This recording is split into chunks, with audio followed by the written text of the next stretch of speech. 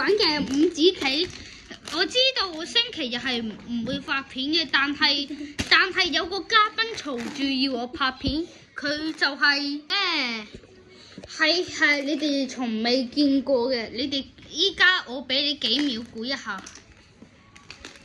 ，10、9、8、7、6、5、4、3、2、1，好，答案就係 Happy。乜你？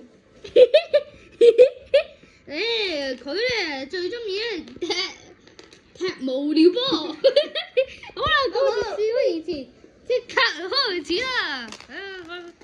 首先咧就我哋整個淘汰賽，邊個輸咗咧，陣間咧就冇得玩，就可以就陣間邊個贏咗咧就可以揀先後次序嗰啲，都唔知啊。咁咯，首先第一局咧就係我細佬對 Happy。咁事不宜遲，我哋即刻開始啦！依家已經準備好啦，我哋事不宜遲，先開始啦。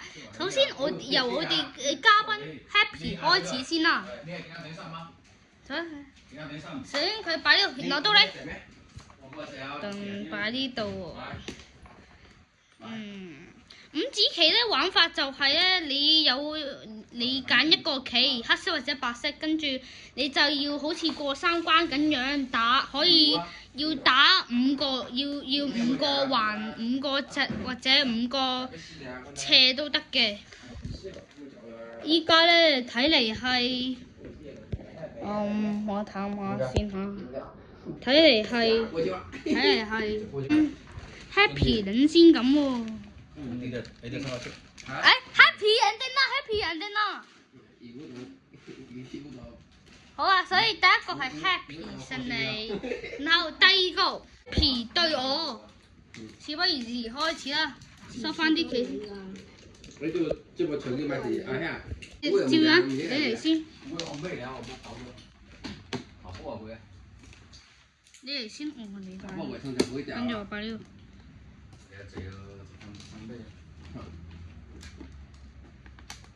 這個給翻我們了，我給啊，羅芒雞啊，你就是羅芒雞啊，我嚟就羅芒雞啊，喂，姐姐，哇，我呢個，贏咗。你出兩個。咩啊？冇啊，擺好啫嘛。那冇，啲沙地叫食。今日時間差唔多啦，今日我哋片嘅一定要雞，咁我哋下次再見啦，拜拜。呢個叫食。